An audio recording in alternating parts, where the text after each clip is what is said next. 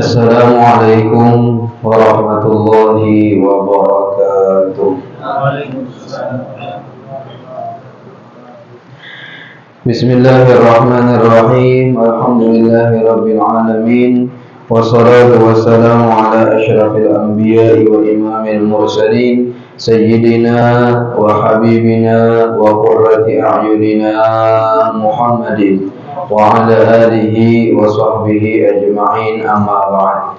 Fanawayna ta'alluma wa ta'lim wa tadhakkura wa tadhkir wa nafa'a wal intifa'a wal ifadata wal istifadah wa du'a ila al-huda wa dalalata 'ala al-khair wal hatha 'ala tamassuki bi kitabillah wa sunnati rasulih sallallahu alaihi wasallam ibtigha'a qurbihi wa thawabihi minhu subhanahu wa ta'ala.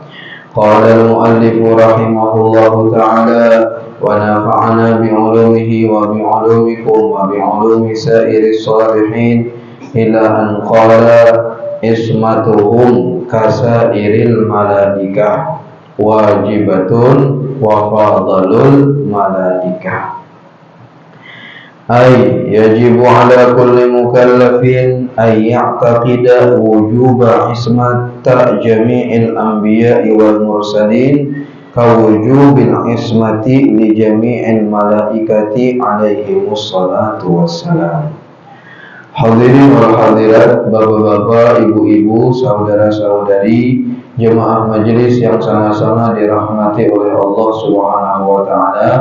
Alhamdulillah wa syukurillah, lagi dan lagi senantiasa kita bersyukur kehadirat Allah Subhanahu wa taala, senantiasa kita memuji Allah Subhanahu wa taala, yang mana Allah Subhanahu wa taala senantiasa tidak putus-putusnya melimpahkan karunia-Nya, rahmat-Nya, nikmat-Nya, hidayah-Nya, taufiknya kepada kita semua. Sampai pada malam hari di malam Jumat yang mulia ini, masih di bulan Maulid yang mulia ini, alhamdulillah Allah masih panjangkan umur kita dan sehatkan badan kita, dan Allah mudahkan kita untuk berhadir dalam majelis yang mulia ini. Mudah-mudahan umur kita dipanjangkan oleh Allah, disehatkan badan oleh Allah, dihindarkan dari segala macam penyakit, dijauhkan dari segala macam bala, dan diistiqamahkan kita oleh Allah Subhanahu wa taala dalam ketaatan kepadanya sampai meninggal dunia dalam keadaan husnul khatimah. Amin ya rabbal alamin. Salawat beserta salam selalu tercurah dan terlimpah keharibaan junjungan kita Nabi besar Muhammad sallallahu alaihi wasallam beserta keluarga, kerabat, zuriat, sahabat, dan orang-orang yang senantiasa istiqamah mengikuti perjuangan beliau, menghidupkan sunnah-sunnah beliau, menjaga syariat-syariat beliau ila yaumil qiyamah. Hadirin wal hadirat rahimakumullah, kita lanjutkan pengajian kita dalam kitab Aqidatul Awam, membahas mengenai sifat-sifat Rasul. Alhamdulillah kita telah mempelajari mengenai sifat wajib bagi Rasul dan sifat jaiz juga bagi Rasul. Kemudian musannif berkata ismatuhum kasairil malaikah,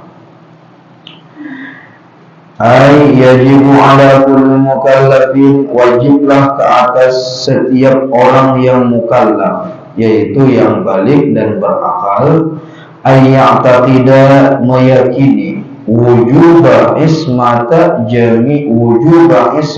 jami'il anbiya'i wal mursalin, wajibnya sifat ismah bagi seluruh para nabi dan rasul, kawujubil ismati li jami'il malaikati alaihimus salatu wassalam, seperti mana juga kita wajib meyakini bahwasanya para malaikat semuanya memiliki sifat ismah.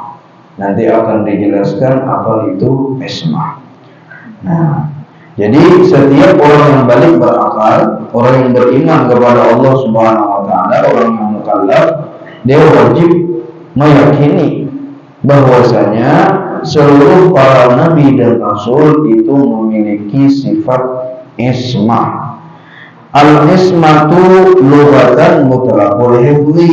Ismah itu kata beliau dari secara bahasa adalah penjagaan, dijaga oleh Allah.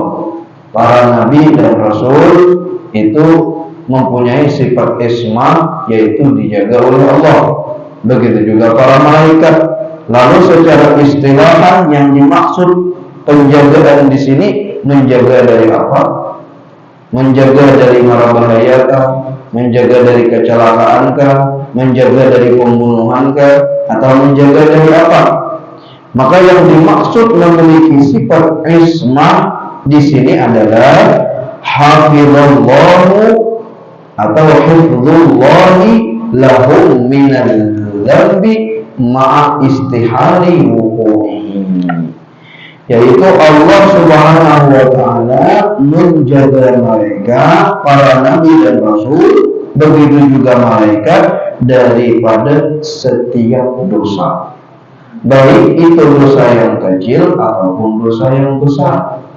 Itu mustahil terjadi pada para nabi dan rasul, tidak boleh terjadi kepada para nabi dan rasul. Jadi nabi itu memiliki sifat ismah, rasul memiliki sifat ismah, begitu juga para malaikat memiliki sifat ismah, yaitu mereka selalu mengerjakan apa yang diperintahkan oleh Allah dan menghindari apa yang dilarang oleh Allah. Nah, mereka tidak mungkin melakukan dosa. Jadi sama sekali para nabi dan rasul itu sama sekali tidak berdosa. Begitu juga malaikat sama sekali tidak berdosa.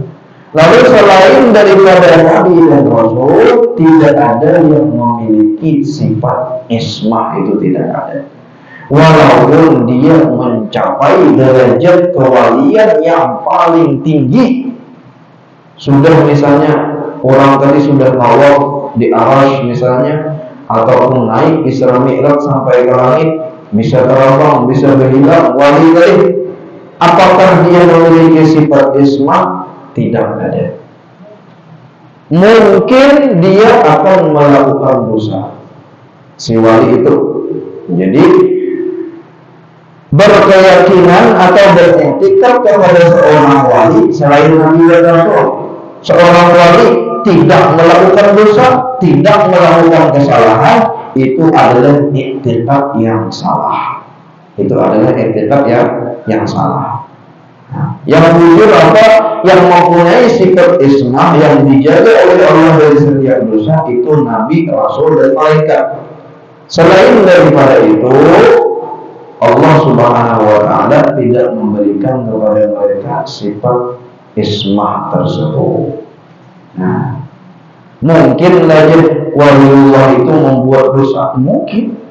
Nah, bahkan ujarna guru-guru kita, apabila seseorang itu beriktikad, berkeyakinan kepada gurunya, ini belajar orang seorang guru, ia meyakini gurunya tadi sudah surga, ia meyakini gurunya tadi tidak mungkin melakukan kesalahan, tidak mungkin melakukan dosa, maka suatu saat ia akan diuji dengan gurunya tersebut dan dia akan meninggalkan gurunya itu karena i'tiqadnya yang salah.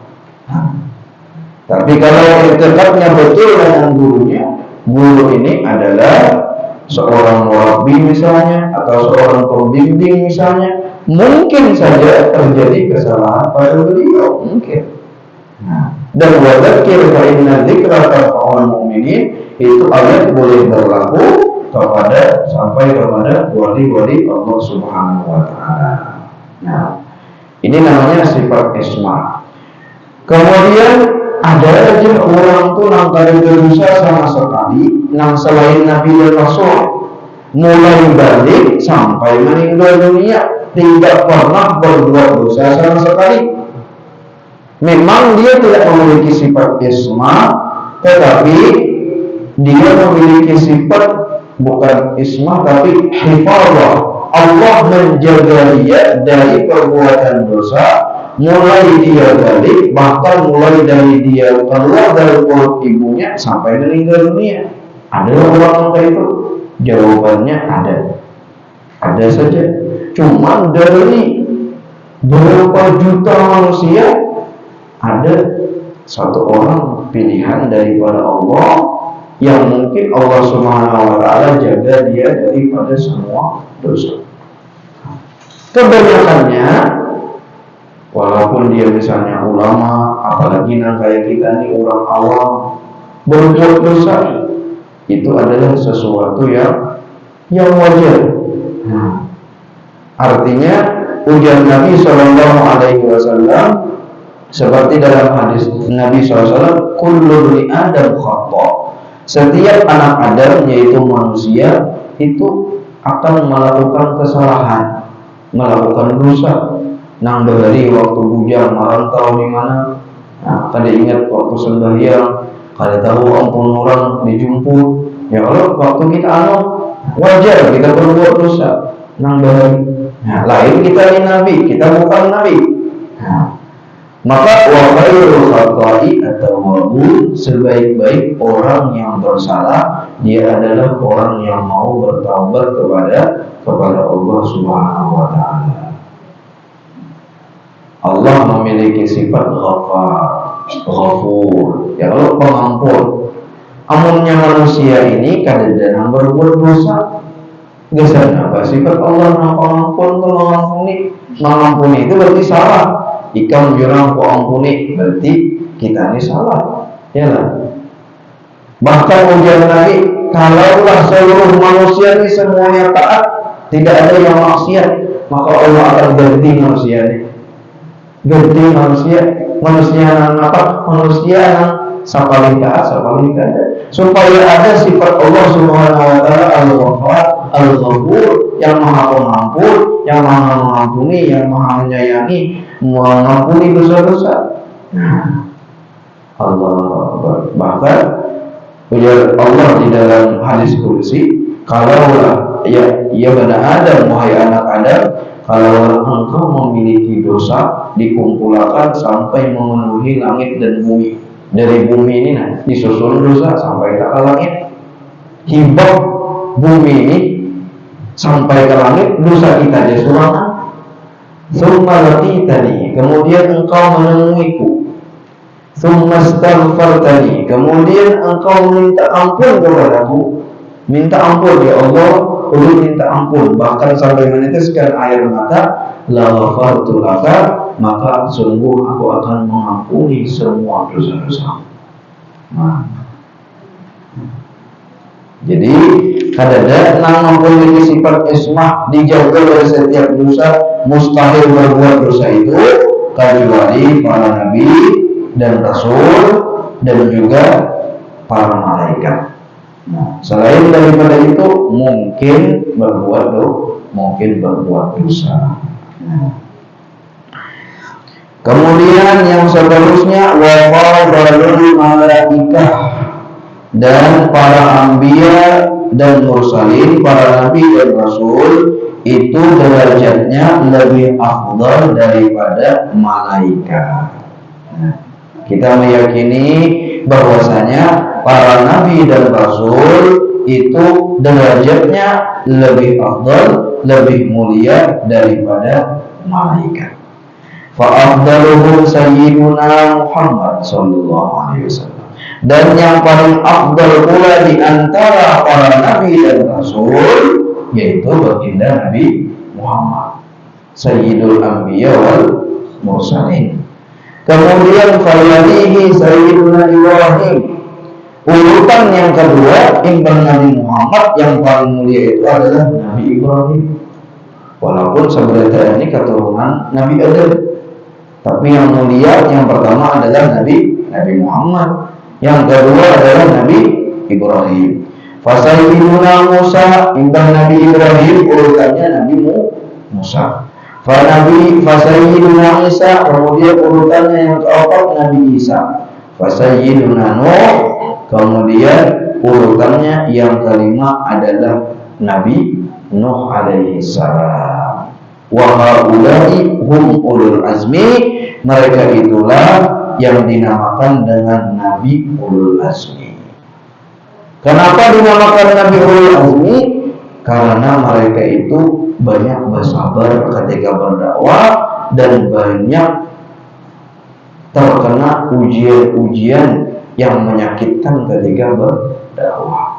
Ujar baginda Nabi Muhammad SAW, ma'udhiya ahadun mithla ma'udhitu. Tidak ada seorang pun dari kalangan Nabi dan Rasul yang disakiti ketika berdakwah seperti mana aku disakiti dalam berdakwah. Aku diusir, ujar Nabi. Kemudian aku dilempari batu sampai berdarah.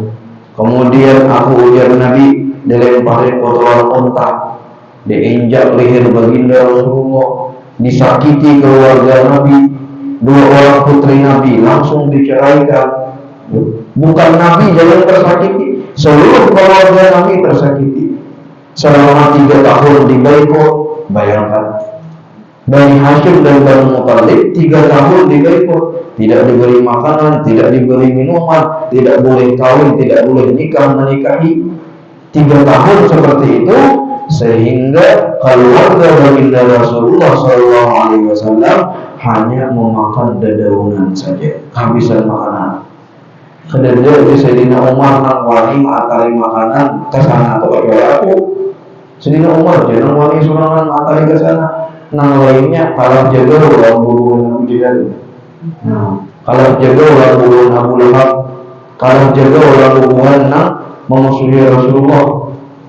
Kedua ini materi makanannya Abu Bakar materi berkijip-kijip presiden, tapi Sayyidina Umar sendiri terang-terangan materi amunnya bakal ya bro, setiap kali Sayyidina Umar. Sampai Nabi lawan keluarga Nabi hanya memakan daun saja karena 3 tahun tadi di bengkok. Tidak ada ujar Nabi orang yang paling disakiti dalam berdakwah seperti mana aku disakiti. Makhifa ahadun mithla makhiftu, dan tidak ada seorang pun yang ditakuti di dalam berdakwah seperti mana aku ditakut-takuti. Sehingga makin banyak mujahadah, sabar, menahan penderitaan dalam berdakwah, maka Rasulullah SAW dijadikan oleh Allah Nabi yang paling mulia. Dan bersamaan dengan itu, seluruh Nabi, para anbiya wal mursalin itu sudah mengeluarkan jurus pemungkas mereka ketika musuh menyakiti mereka. Nabi Nuh alaihissalam ketika sudah muak sudah muar sudah sidin, maka sidin keluarkan jurus pamungkas sidin, yaitu doa. Inna likulli nabiyyin da'watun mustajabah. Sesungguhnya setiap nabi Allah berikan doa mustajabah. Apapun yang diminta oleh nabi itu, maka langsung dikabulkan oleh Allah. Nabi Nuh sudah berdoa, ya sidin, la tadar 'alal kafirina dayyara. Ya Allah, jangan tinggalkan sekali rumah orang-orang kafir di permukaan bumi ini. Habis semuanya tenggelam. Nabi Musa, kemudian Nabi Isa, nabi-nabi yang lain disakiti dalam berdakwah, maka mereka mendoakan kaumnya, mendoakan kecelakaan. Tapi Nabi Muhammad memiliki sifat raufun rahim. Walaupun beliau disakiti seperti itu, maka kata beliau, sesungguhnya para nabi dan rasul dahulu telah menggunakan doa mereka untuk mendoakan umatnya, kecelakaan untuk umatnya. Tetapi aku tidak, sesungguhnya aku menyimpan doa tersebut untuk umatku nanti di akhirat. Nabi kalau memakai doa itu di dunia, tapi Nabi simpan nanti di akhirat.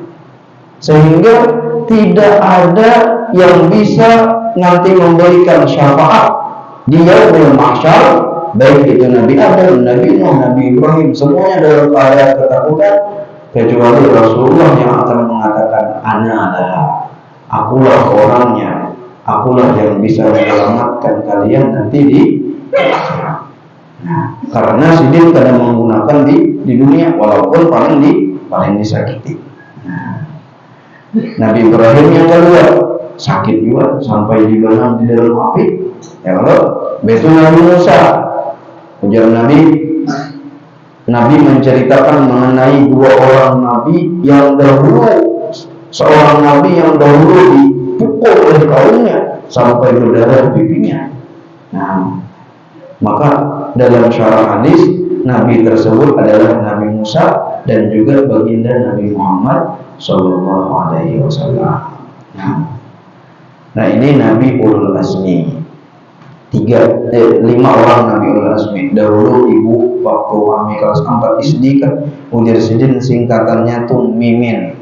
Ingat nasi sampai ini Mimin ya. Muhammad, Ibrahim, Musa, Isa, Nuh. Pas urutannya Mimin, Muhammad, itu Ibrahim, Musa, Isa dan Nuh alaihissalam. Nah, itu bisa menjawab soalan itu jadi paling itu. Nah, kemudian wayali ulul azmi baqiyatir rusul. Urutannya kemudian setelah Nabi Ulul Azmi itu yaitu rasul-rasul yang lain. Berapa rasul jumlahnya semalam?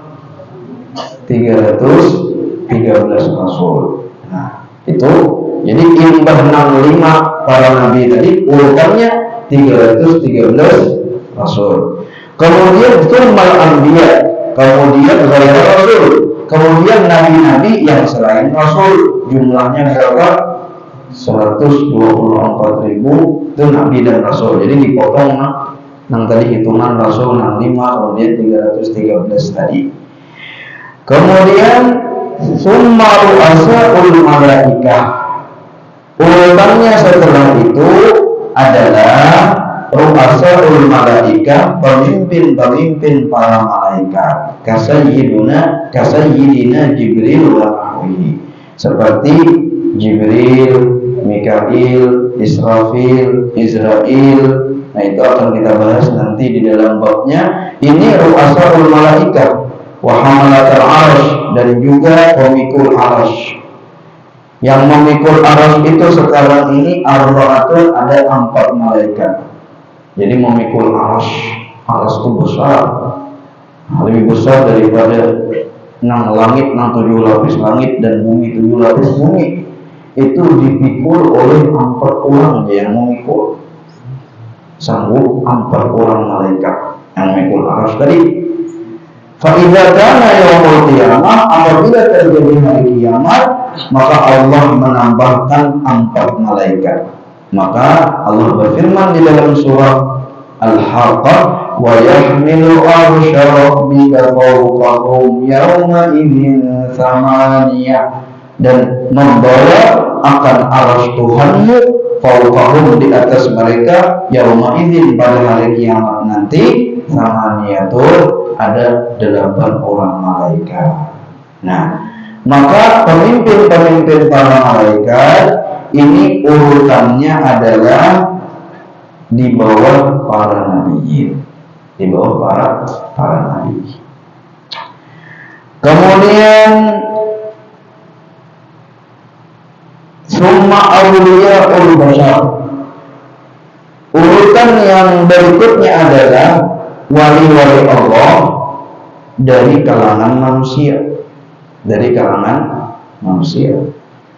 mulai zaman baginda Nabi Muhammad, yaitu sahabat, kemudian tabi'in, tabi'ut tabi'in. Nah, wali-wali Allah di kalangan manusia seperti Sayyidina Abu Bakar, Sayyidina Umar, dan baqiyatus sahabat dan para sahabat radhiyallahu anhum ajma'in. Summa awamul malaika, kemudian tingkatan yang berikutnya adalah para awam dari kalangan malaikat selain pemimpin malaikat. Jadi amun ditanya mana mulianya para wali-wali Allah kah? Mana mulianya wali-wali Allah dengan para malaikat. Wali-wali Allah, aulia Allah dengan para malaikat, mana lebih mulia? Bila malaikatnya itu malaikat Jibril, Mikail, Israfil, Hamalatul Arsh, pemimpin malaikat, itu lebih mulia daripada wali-wali Allah. Selain daripada pemimpin malaikat ini, yaitu malaikat yang biasa. Nah, ujar Nabi, tidaklah bertiup angin di permukaan bumi kecuali dikawal malaikat. Dalam tafsir, tidaklah satu tetes air hujan kecuali dikawal malaikat. Ayo. Nah, biasanya hujan kan mulai dari kita nih sampai pasar Ahad, biasanya batasannya itu paling lancar. Mungkin pasar Ahad aja, siapa yang membatasi itu? Yalah, para malaikat berpasar Ahad sampai Halabiyu ada hujan, malah Halabiyu hujan pulang. Kakak luarnya 5 kali hujan, alang-alang sampai kakak luar masih kita belajar hujan. Padahal di sana panas. Siapa yang membatasi tadi? Itu ada para malaikat.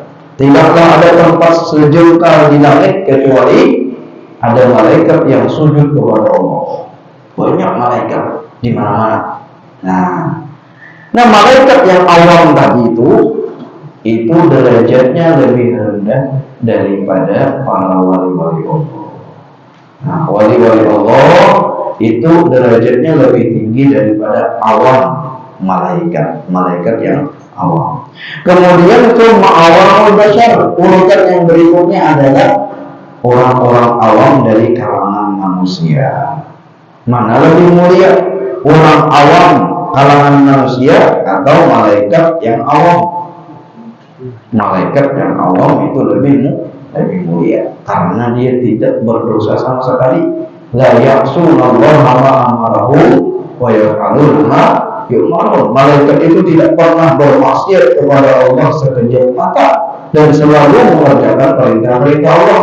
Adapun awamnya manusia ini, ente kadang-kadang ya, kadang-kadang rajin turun, kadang-kadang kada rajin kada turun. Kadang-kadang iman naik menggawi, kadang-kadang iman turun, ya kadang menggawi kulit.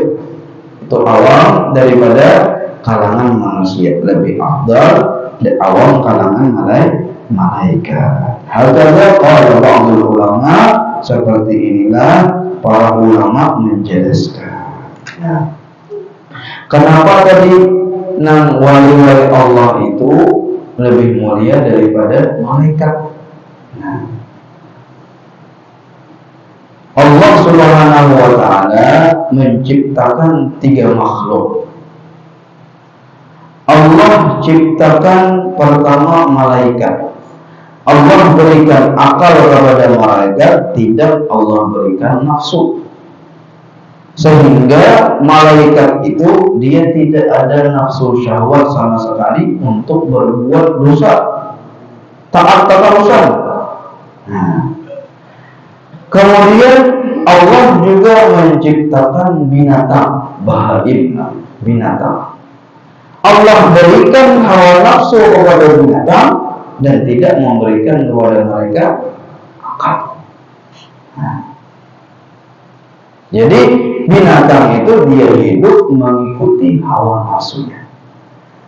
Allah jadikan makhluk yang ketiga antara malaikat dan binatang. Allah berikan akal kepada mereka dan Allah berikan nafsu kepada mereka, yaitu manusia. Apabila akal yang ada pada manusia itu mengalahkan hawa nafsunya, maka derajatnya akan naik sederajat dengan malaikat. Bila ini akalnya lebih lagi sampai tumbuh hawa nafsunya, mati hawa nafsunya, maka dia kedudukannya lebih tinggi daripada para malaikat. Nah, itu misalnya. Kemudian manusia yang lebih akal dan nafsu tadi, apabila nafsu mengalahkan akalnya, akal ini kalah dapatnya nafsu. Akal itu apa?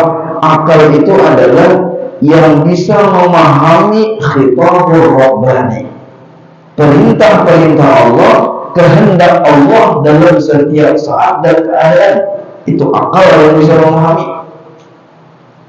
Bukan berarti orang yang berakal itu sudah tamat S3, orangnya berdasi, mengajar di profesor misalnya, orang berakal. Tidak, orang pintar dia, tapi berakal belum tentu. Istilah Al-Quran. Karena banyak orang-orang yang pintar di dunia, mereka sendiri mengatakan di akhirat kami tidak berakal. Kita baca terus, banyak sekali kita baca di dalam surah Al-Qur'an. Wa qalu law kunna nasma'u aw naqilu ma kunna min ashabis sa'ir. Padahal mereka belum profesor di dunia, padahal mereka belum orang yang pintar di dunia, tetapi mereka mengatakan ketika mereka menjadi ashabus sa'ir, mereka diazab di neraka, mereka mengatakan, kalaulah kami dulu di dunia itu mau mendengar, mau menggunakan akal kami berakal, maka kami tidak akan masuk neraka sa'ir. Nah, akal itu adalah sesuatu yang bisa memahami khitabur rabbani. Nah, orang yang pada paham perintah Allah, kehendak Allah, berarti dia bukan berakal, tetapi boleh dikatakan dia orang yang pintarnya pintar nih banyak, pintar mengulik kawan, pintar juga ya lah. Nah, nyocok pintar 11 bayar 10. Nah, itu pintar juga, pintar mengulik kawan pintar. Apabila nafsu mengalahkan akalnya, kalah. Ini hidupnya 70 tahun dikuasai nafsunya. Tiap hari yang dipikirkan ini bagaimana memenuhi hawa nafsunya. Itu jauh yang dipikirkannya. Maka dia akan turun derajatnya. Yang asalnya tengah-tengah, sini malaikat, sini manusia, sini binatang, akan turun derajat dia sama dengan binatang. Sama dengan binatang. Yang kita baca, yang ulun baca di dalam sembahyang Isya tadi, walaqad dzarabna li jahannam katsiran minal jinni wal ins. Sungguh kami telah menyiapkan neraka jahanam itu dari kalangan jin dan manusia. Jin yang mendengar pengajian ini nanti termasuk juga Allah siapkan bagi pian-pian wahai jin neraka jahanam, jin wal ins. Kenapa sifat mereka seperti? Kenapa mereka akan masuk neraka jahanam? Maka Allah jelaskan sifat mereka. Manusia yang seperti apa? Lahum qulubun la yafqahuna biha, wa lahum a'yunun la yubsiruna biha, wa lahum adhanun la yasma'una biha, ulaika kal an'am. Mereka memiliki hati, tapi hati mereka tidak berfungsi. Mereka memiliki mata, mata mereka tidak melihat. Nang kada baik melihatnya, nang baik-baik kada melihat. Walahum a'yunun la yasma'una biha. Mereka memiliki telinga tapi tidak mendengar. Maka kehidupan mereka itu dari Allah ulaika kal an'am. Kehidupan mereka itu sederajat dengan binatang ternak.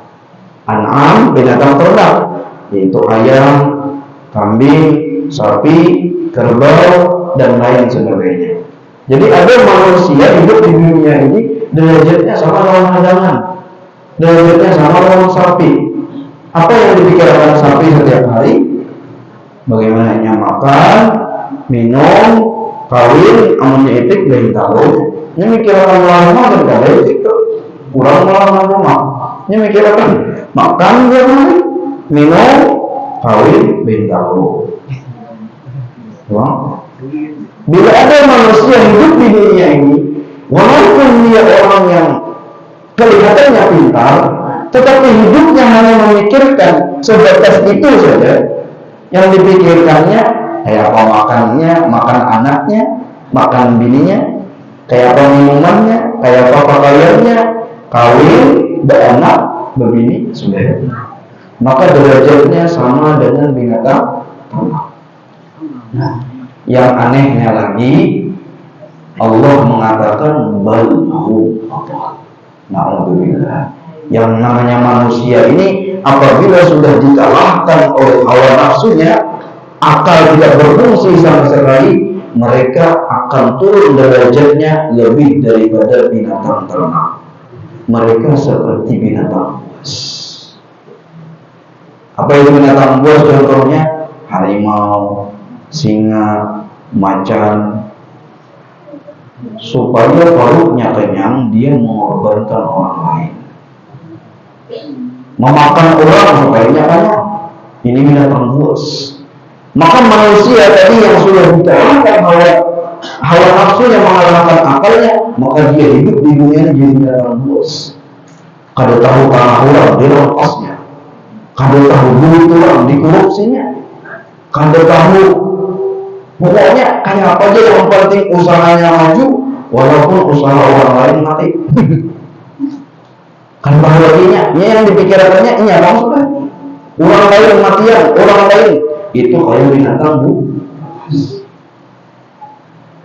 Ujar Imam Ghazali, ujar sini dalam kitab ini pun ada nanti ketika menjelaskan mengenai pembangkitan hari kiamat, orang itu akan dibangkitkan seperti sifatnya waktu di dunia. Dia dulu di dunia manusia, tapi waktu hari pembangkitan kayak wali. Ada yang dibangkitkan kayak anjing, ada yang dibangkitkan kayak harimau, ada yang dibangkitkan kayak singa, kayak binatang buas, karena sifat itu menguasai dia selama dia hidup. Makanya ujar Nabi, an-nasu ma'adin. Manusia itu adalah ma'adin. Ma'adin itu apa? Tambang yang bisa diolah. Dia dibiarkan begitu saja, dia tidak bermanfaat. Tetapi apabila manusia itu ditarbiyah sehingga akal dia lebih menguasai hawa nafsunya, maka dia akan naik derajatnya, naik terus naik sampai melebihi malaikat. Dan apabila hawa nafsunya tadi mengalahkan akalnya, maka turun dia derajatnya menjadi asfala safilin. Aspal itu di bawah aspal, aspal safilin di bawah, paling bawah derajatnya, maka seperti binatang ternak, bahkan seperti binatang buas. Na'udzubillah, kalau orang tadi mati belum menyadari ini. Namun kita umur 70 tahun, umur 60 tahun menyadari ini, alhamdulillah kita sadar. Tapi kalau sudah ajal menjemput, kita belum sadar lagi mengenai perkara ini, kita tertipu dalam kehidupan dunia. Ujar Nabi, umur 40 kadang mau berubah, maka awam lagi mau orang berubah. Jadi anak mau berubah, umur 40 tahun mulai sudah berubah. Tinggalkan sudah yang kada baik, kawan yang kada baik, bidah suasana yang kada baik, tinggalkan sudah. Berkawan lawan orang yang baik, belajar mengistiqomahkan, membiasakan beramal-amal yang baik, maka insya Allah kita akan dapat husnul khatimah. Mudah-mudahan Allah Subhanahu wa Ta'ala jaga kita dari setiap dosa. Allah Subhanahu wa Ta'ala tingkatkan derajat kita. Allah buang sifat-sifat hewan yang ada dalam jiwa kita, yang ada dalam diri kita, yang ada dalam hati kita, sifat hayawaniyah, baik itu sifat binatang ternak atau sifat binatang buas. Allah isi jiwa kita, hati kita dengan sifat para malaikat, sami'na wa ata'na, selalu taat kepada Allah, sehingga kita menjadi orang yang diridhai oleh Allah di dunia dan di akhirat. Amin ya rabbal alamin. Al-Fatihah.